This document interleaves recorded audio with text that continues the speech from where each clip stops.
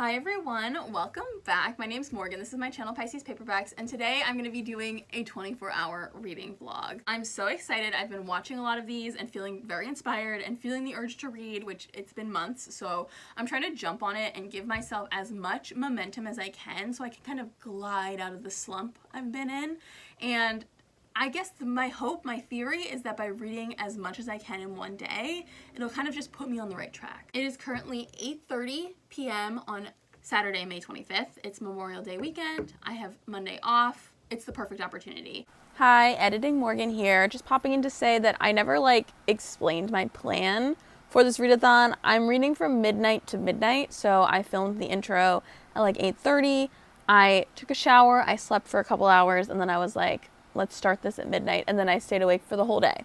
So that's kind of you pick up on it, but I thought I'd just say it at the outset in case you were confused as to why I'm like, bye guys, in a couple minutes.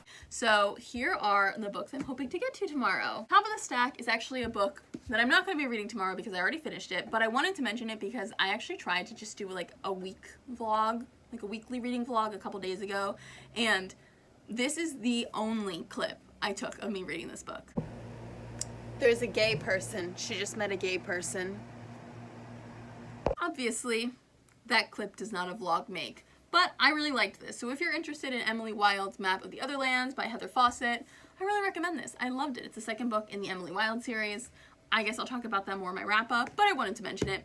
Now on to the books that I'm actually going to try and read. First off is the audiobook that I have downloaded right now. This is not a book that I'm planning to finish tomorrow. This is my on-the-go book. I have things that I need to do, specifically laundry, and walking my dog and going grocery shopping. So when I'm on the go, when I'm making food, when I'm walking around and I can't be physically holding a book, this is going to be my audiobook, and that is Empire of Pain, The Secret History of the Sackler Dynasty by Patrick Radden Keefe. There it is. This is a nonfiction book about the Sackler family. They are big in the pharmaceutical industry and heavily involved with the origins of the opioid epidemic. So I started this a couple months ago. I'm 27% into the audiobook, which equals about 120 pages.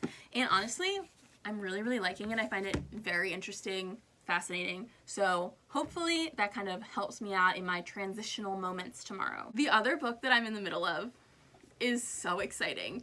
My really good friend Julia makes book talk content on TikTok, and she gets sent arcs and stuff, and she got sent this and she let me have it, and I almost cried.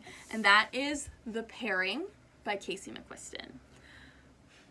I love Red, White, and Royal Blue so much, both movie and novel. This is Casey McQuiston's third adult romance novel. I read One Last Stop and I loved it, even though the further away I get from it, the more I'm like, that was actually really bad. That was not a very good book.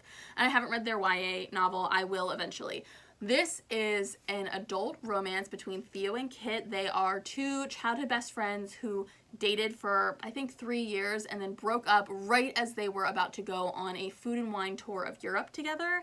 And then it's been years. The voucher that they got when they had to cancel their tour is about to expire, and so they each independently, they haven't spoken in years, decide that they're going to use this voucher before it expires. So now they are stuck on this food and wine tour across the romantic places in Europe together, and they kind of turn it into a hookup competition. I'm 40 pages in. Absolutely loving it. I cannot wait. This will be number one priority. These are a couple of the other books that I'm thinking about. I know that I'm kind of erring on the shorter side, but I am trying to set myself up for success, and I feel like getting those feelings of accomplishment by finishing novels will be the thing that kind of keeps me going successfully. So, start really short. I recently bought Animal Farm by George Orwell. I feel like this would be a good one to pick up. It is literally less than 150 pages, and I'm sure that I would really like it because I've been really getting into classics lately. Well, I'm hopeful that I'll like it. Then I have a kind of legal thriller. This is The Appeal. I guess it's more of a true mystery. This is the story of a murder that takes place in a local theater troupe that is kind of performing for charity, and then two lawyers in a local firm are kind of investigating because they have been assigned to try and figure out what happened. And I believe this is mixed media, so the whole book is texts and messages and memos and emails. So as far as I've heard, this is very quick to read. I think I'll fly through this, and I've heard literally such good things from all of my like mystery readers that I follow. I'm so excited to get to this. I've owned it for like a year now. I'm trying to get through my TBR. It's grown since we last spoke significantly. Next, I have Nettle and Bone by T. Kingfisher. This is more of a dark fairy tale fantasy vibe about a girl whose older sister has been married off to her abusive husband, and so she is now trying to kind of go on a quest to rescue her older sister, I think. I've also heard good things. I've read 2 other T. Kingfisher books before, What Moves the Dead and A House with Good Bones, and I really, really enjoyed both of them. And so I'm very hopeful that I will like this as well. And then as you can see, I have the entirety of Heartstopper right here. I have read the first 4 of these, but I haven't read the 5th one. This is the most recent release. It came out in December, I think, and I am so excited to read it. I really want to reread the entire series, and I know it takes me about half an hour to read each of these, so I think if I ever reach a point where I'm like, I can't look at words anymore, and I need pictures, and I need something that's going to be quick and fast and delightful, there you go. All right, that's it for now.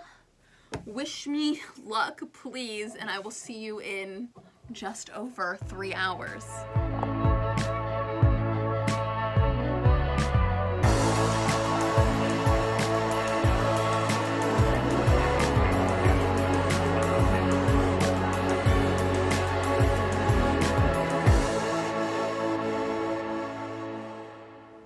Good morning. It's 12:30. This is some cold brew I picked up from Wilde last night and that I knew I was going to drink this morning. I'm trying to start off with a gentle light for the middle of the night. My poor dog is going to have to go through this whole thing with me. I'm trying not to wake her up too much. She likes to sleep through the night, but I've reached 20 pages further in to the pairing.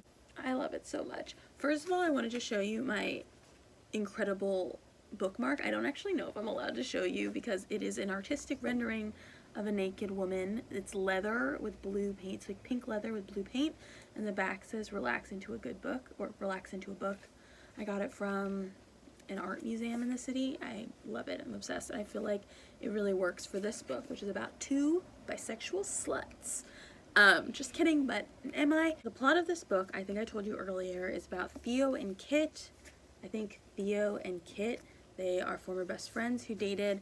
I love that the prologue to this book is in 2 parts, and they're called The Beginning, Theo's version, and The End, Theo's version of like their relationship, because that implies to me that at some point we are going to be getting the beginning and the end from Kit's perspective.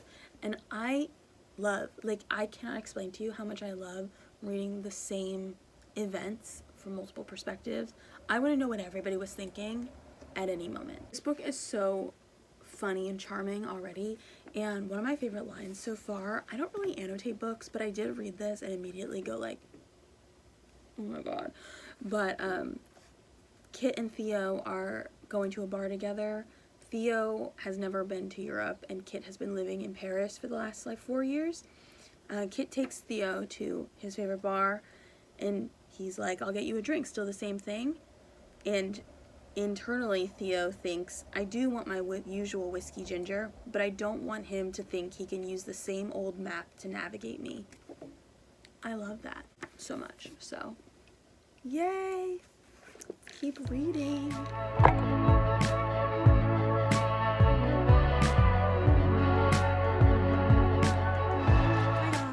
guys. It's 2 in the morning, 2:05. And I am on page 175 of the pairing, which means that I read pretty much dead on 1 page a minute, like 60 pages in an hour. So I'm approaching, I think I'm about 40% done, and I'm fucking loving this. It's so funny. I'm laughing out loud. I'm giggling. I'm kicking my feet. They're so in love. They won't admit it. I'm just, this is also Casey McQuiston's first non-binary protagonist. I love Theo so much. I think they both have pretty stupid last names. Kit Fairfield, sure, fine. Theo Flower Day, like, All right. Sure. I'm in love. I'm adoring this. I am flying through. It feels like, even though I'm reading just at my normal pace, I think I'm gonna absolutely love this. I'm predicting now that it's 5 stars. I predicted 5 stars from the prologue when I read it a couple weeks ago, but I'm locking it in now. I think this is gonna be 5 stars. It would be great if I could say that Casey McQuiston was an all 5-star author, but truly, even though I gave it 5 stars and I loved the ending and I listened to the ending, like the last 3 chapters, and cried for 2 days after I finished One Last Stop, I really, upon reflection, just have a lot of questions that kind of lower the quality of that book. This is, I think, the best that they've written so far. It's so funny. Even though Red, White, and Royal Blue is my beloved and has a special place in my heart, I can't imagine this not becoming like an instant favorite. Like, I just love it. I'm obsessed. Oh, it's 2:47. I don't know if it'll show. I am 210 pages in. I took a bit of a break to like go to the bathroom and contemplate my decisions. So the most sexually charged scene in the entire book happened, and then immediately it switches perspective and is so devastating that I've been on the verge of tears for like 5 pages.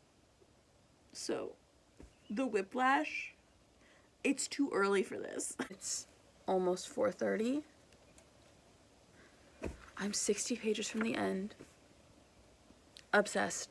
It switches perspective about halfway through. The first half is completely from Theo's perspective, and then the second half seems to be completely from Kit's perspective. I will say, the very first chapter we got of Kit's perspective, I didn't know I was gonna like the writing style from his perspective, and yet literally every single chapter after that has been phenomenal. I think the first one was just a little too poetic for me, but every single chapter from Kit's perspective is romantic, descriptive. Kit's for the yearners. He's yearning, and I love that for him. I've teared up multiple times. Like, my heart is aching, and oh my god, I'm so excited for the end. I'm like, do I want to power through all the way to the end? Because low-key, I'm so hungry. I'm usually not awake for this long without eating, because usually I don't get up this early, but I'm so hungry. I was just gonna wait until after I finish the book, though. I'm gonna keep reading. I want to know what's gonna happen. This moody lighting is probably gonna get changed up soon because it's almost sunrise, but it's 5:07 and I just finished the pairing. I absolutely loved it. I thought it was so fucking good. I haven't moved from this couch in 5 hours except to pee once, and I don't regret it at all. I adored this. Absolutely 5 stars. Casey McQuiston has done it again, constantly raising the bar for us all.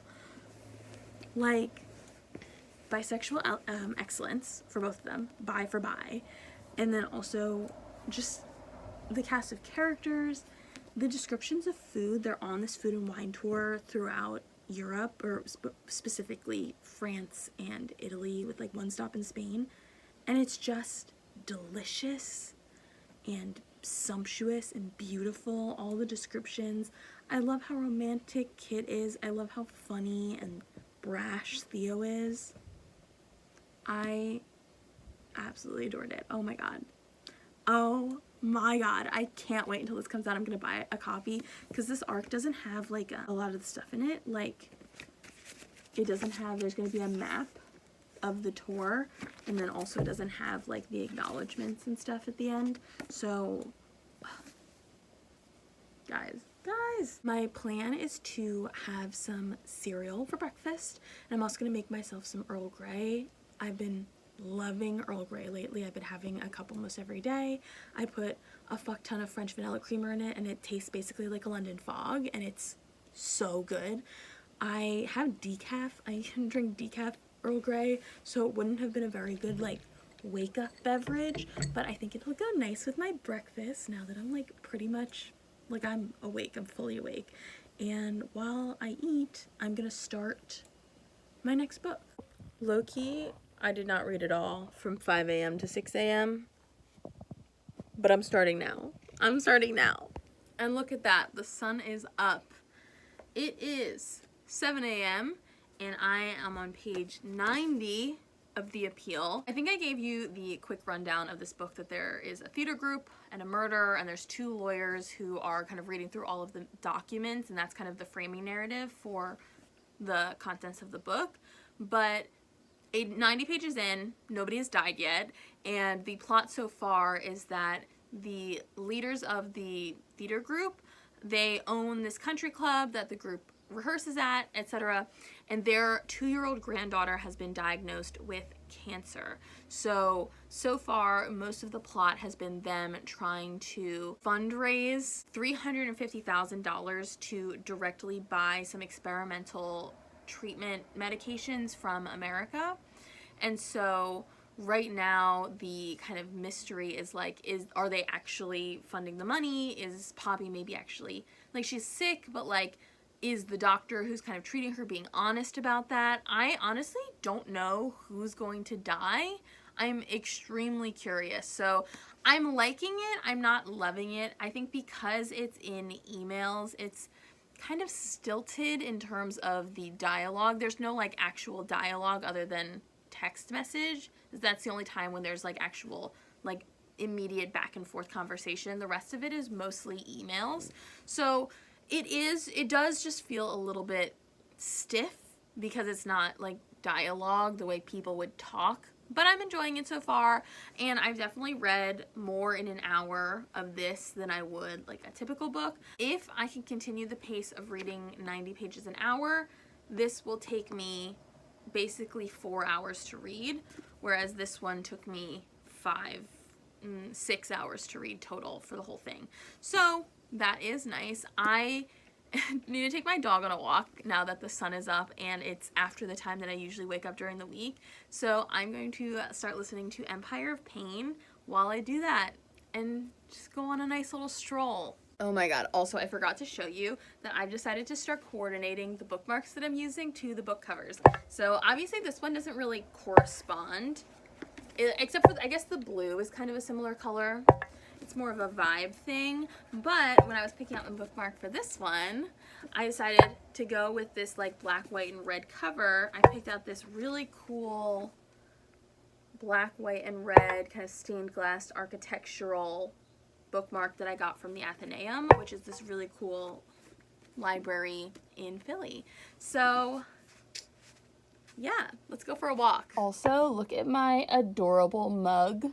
I got it as a birthday gift from my friend Tatiana, and I love it.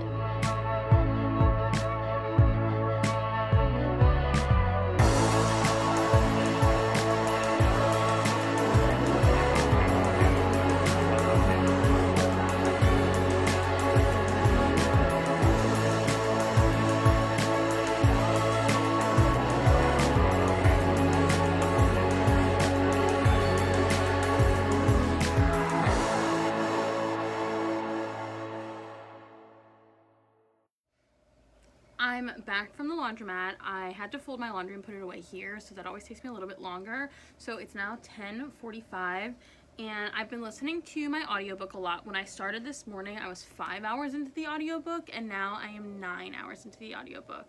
So I do listen on 2 times speed, but I feel like that's like pretty significant. It's an interesting nonfiction because it's about the family that owns Purdue Pharma and their kind of like connection to the opioid epidemic and the invention of OxyContin.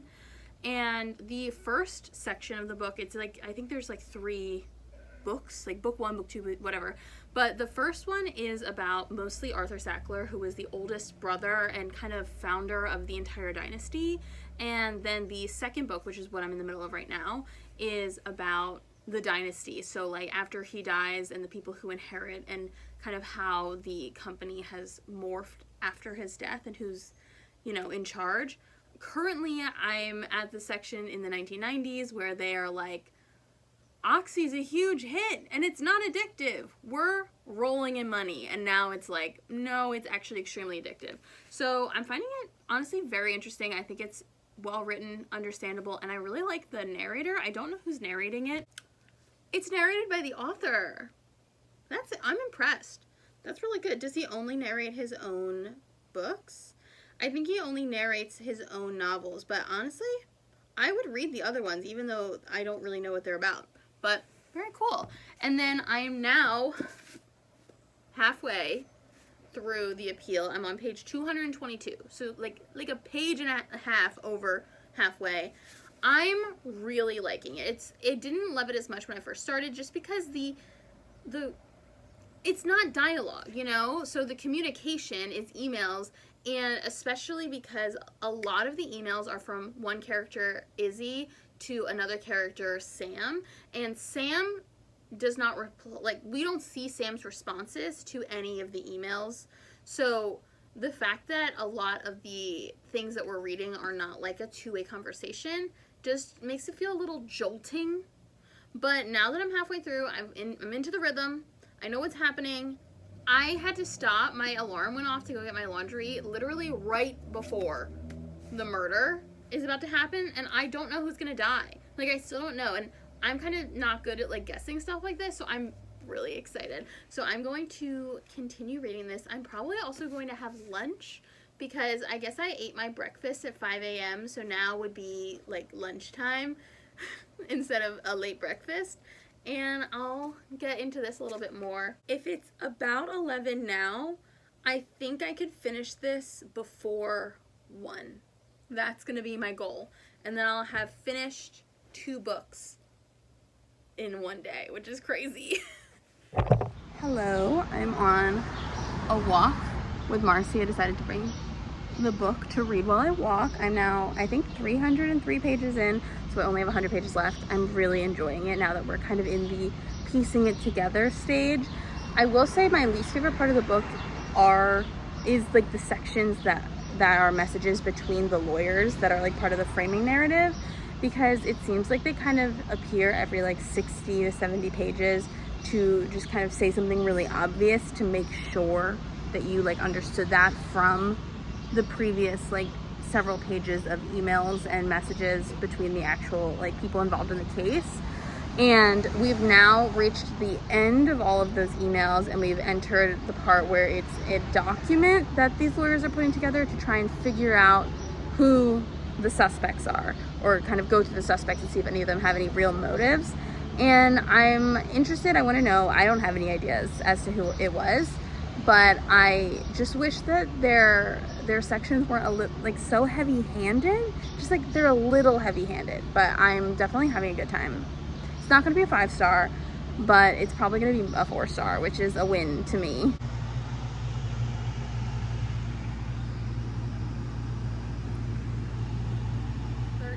It's 1:30, and about 15 minutes ago, I finished The Appeal by Janice Hallett. So my second completed book of the day. I feel like 2 books in 11 hours is not very good, like numbers-wise, except for the fact that the last time I did this challenge, I was purposely reading the short, like really a lot of short books.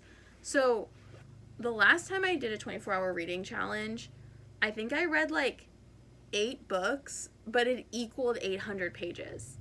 Just today, by this time, I have now completed 2 400-page books. So I've already read 800 pages today, which is really good for me.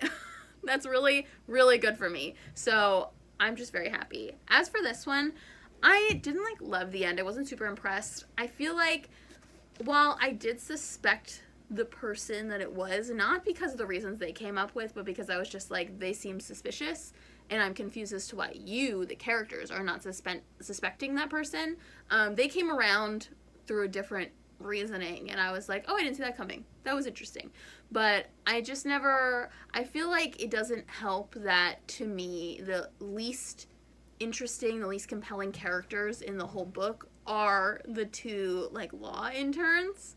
And the last chunk of the book is just communication between them, because they've completed reading all of the correspondence of all the people involved in the case, and now they are just trying to like piece it together, and it's them going over like documents that they're making and theories that they're making, and they are the ones kind of like that you're seeing, and I just found them not very interesting. So a little bit of a stumble on the end. I think I'm gonna give it like a 3.5. I still really enjoyed it, and I will read other books by this author. I'm definitely like not like put off by not loving this one because I still thought it was really fun and I love a mystery. So no complaints there. Up next, I was thinking that around this time of the day would be when I would want to pick up Heartstopper because they're shorter. I'll get some more like gratification from finishing them, but honestly, I don't feel like I need a break from words yet. I feel like I don't need the graphic novels yet. So the one that I'm thinking of picking up while I make my lunch, because I still haven't done that,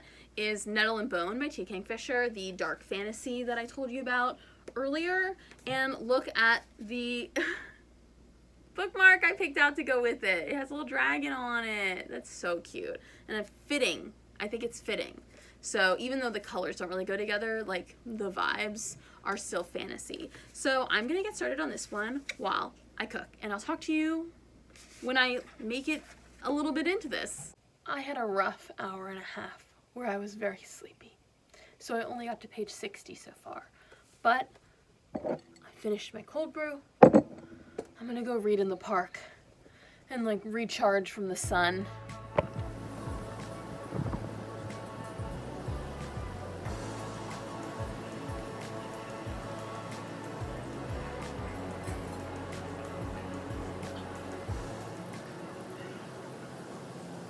$6:24.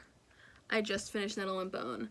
It shouldn't have taken me this long to read this book because it's pretty short. It's under 250 pages, but I had a really slow start.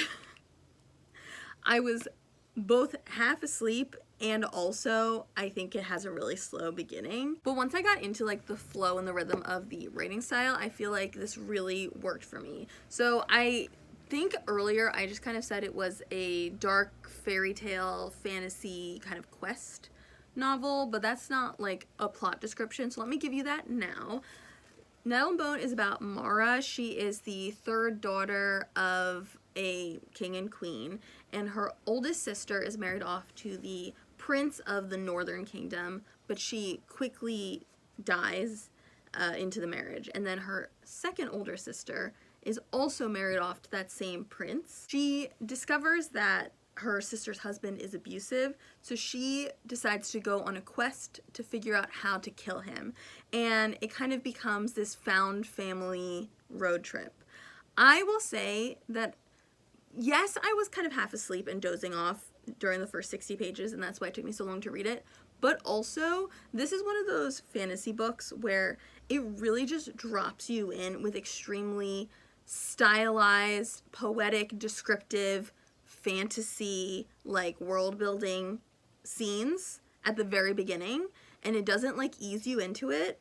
But unlike other books where I think when that happens, it starts off really strong and then it kind of just stays that same strength and you just kind of got to get used to it. This one starts off, and I'm gonna, honestly, the first like 60 pages were a little overwrought for me. Like they were very poetic and very flowery in their description, and then somewhere around like the 65 page mark, it kind of settles into like this more quirky dark fairy tale with some serious topics and serious moments in it. But like overall, for some reason, it stays descriptive, but it kind of relaxes that more edgy, grim tone into something that to me was a little bit more readable. Once I got into it, it really flew.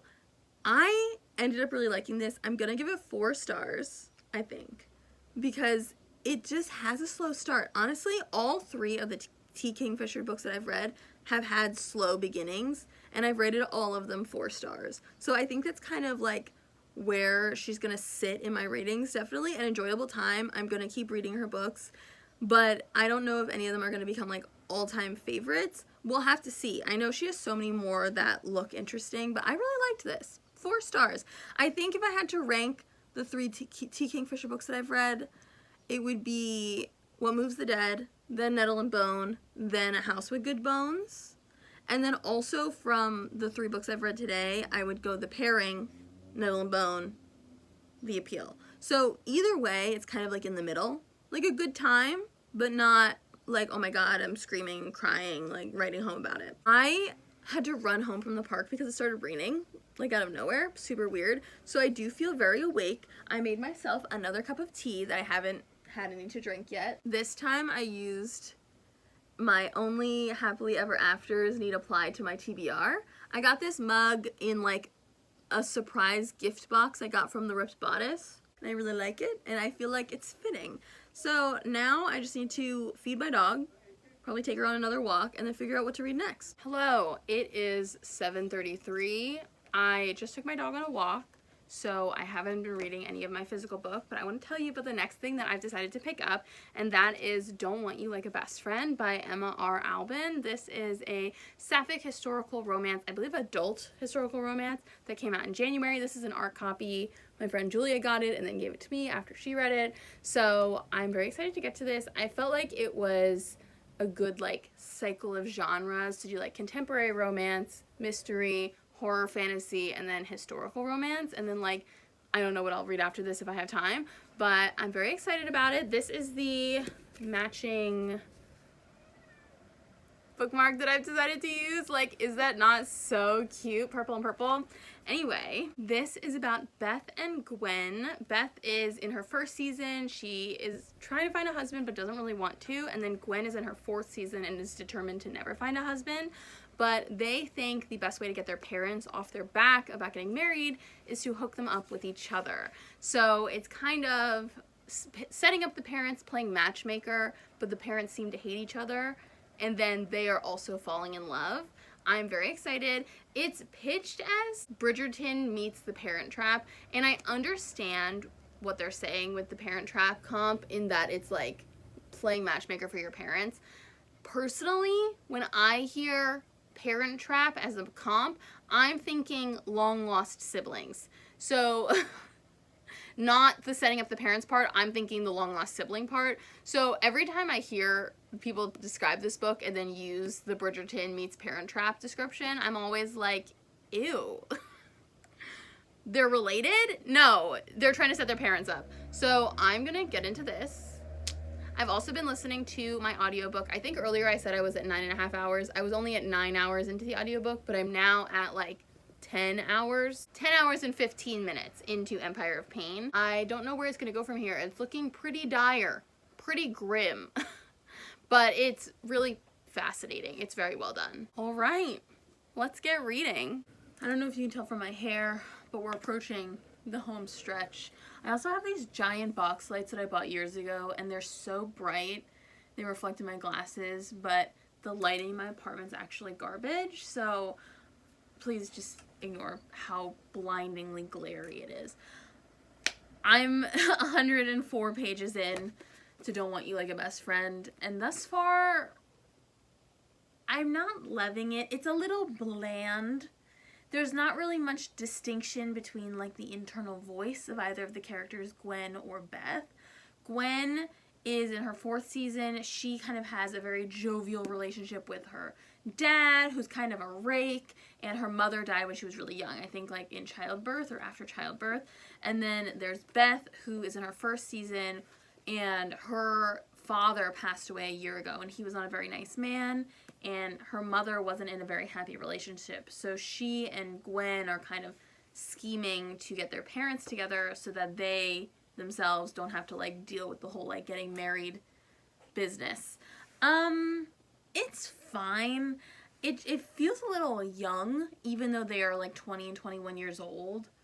Not that that's particularly old, like those are still young people, but their voices sound very young in the writing. And I think something else is like, this is a romance between them. It's an adult romance, but there's not that much emotional description. Like, there are, like, the dialogue is a little bit flirty, and I can see, like, the seeds being planted of Gwen being jealous that Beth is, like, dancing with suitors at a ball, right? Like, I can see that that's being planted, or, like, she'll come up to her and be like, oh, you look beautiful. This suits you much better than pastels. It really brings out, like, the color in your cheeks. Like, not just, like, friendly compliments, but, like, a little bit of flirting. But there's not that much, like, there's not that kind of, like, non-dialogue narrative paragraphs where it's like, she felt this, and this was her physical reaction, or this is something that she thought. Like, there's not that kind of description in here, so it feels a little bit emotionally vacant. Not loving it so far, but the font is huge, and I can read like 60 pages in 30 minutes, so I can pretty much on the dot, I did the math, if I literally just start reading right now and I don't stop until midnight, I will finish this book at midnight. So that's what I'm gonna do. I guess I don't have any time for Heartstopper. Guys, it's 11:54 and I just finished Don't Want You Like a Best Friend. That's 4 books in one day. I don't know if I have it in me to read anything for the next 6 minutes, to be honest. Maybe I'll listen to my audiobook, but oh my god. 24 hours is a long time.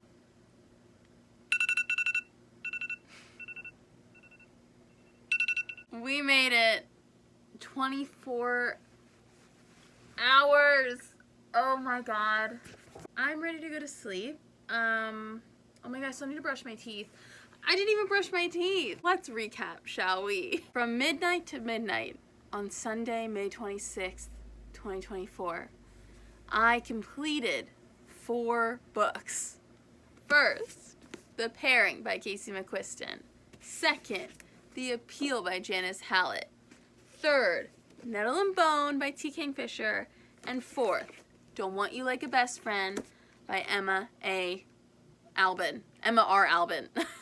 If you would just excuse me one moment, I have to do some quick math. Across these 4 books, I read, physically, with my eyes, 1,437 pages.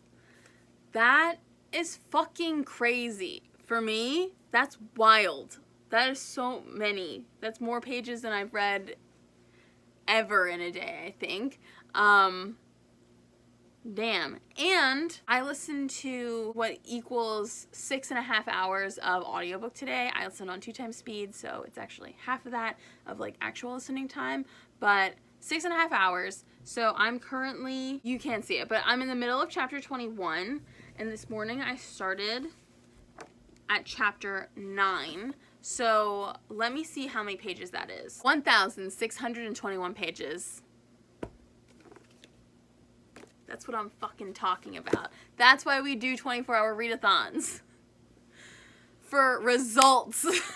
I think I'm like losing my mind from how tired I am. So really quick, I'm going to give first impressions of the end of this book. And then tomorrow I'm going to do a little bit more of a well-rested wrap up of my thoughts and ratings for each of the books. So I thought this was fine. It definitely got better as it went on. And like, the emotions were there that I was complaining about weren't really being described before. We got the yearning, we got the pining.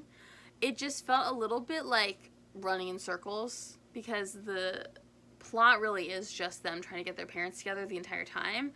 And it evolves like a little bit in an interesting way, but like it was just okay. They acted really young. I also think I said that earlier. It just wasn't my favorite. I'm probably going to give it just 3 stars. And I would like to say that notably, the epilogue is 19 pages long.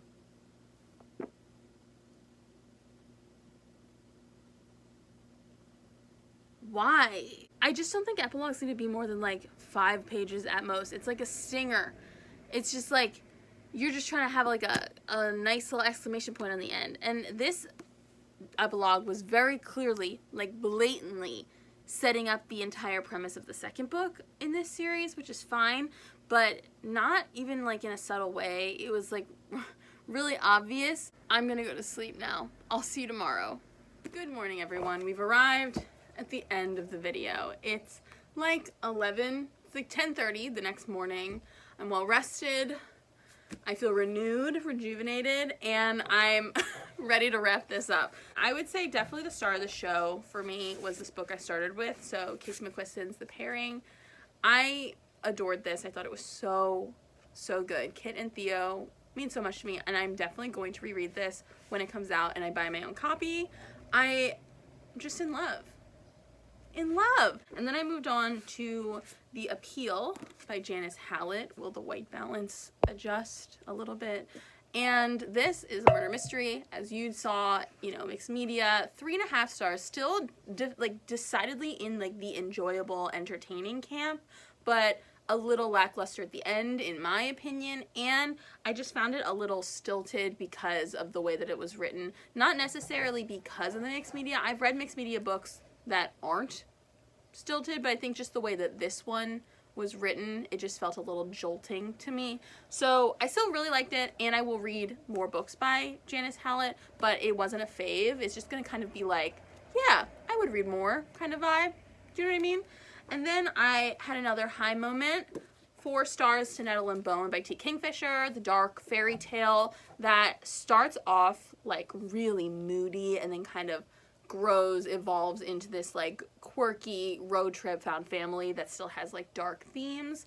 I really enjoyed this. I really liked Mara and her friends that she meets and kind of growing into herself as an adult woman. Like, she's 30, but she's kind of lived this like long childhood in terms of like her awareness of the world and how serious things can be, and I just found her really compelling and interesting, and I really like the way magic works in here. It's very loose. It's kind of a softer kind of explanation for how like things are just magical, things just happen, and I really like the way it plays with like fairy tale tropes. Definitely recommend this. I was very happy that I liked this because I was so tired when I started it. I was like, is it me or is it the book? I cannot tell. And it was me, but it was also a little bit the book right at the beginning, but mostly it was me. So 4 stars, love.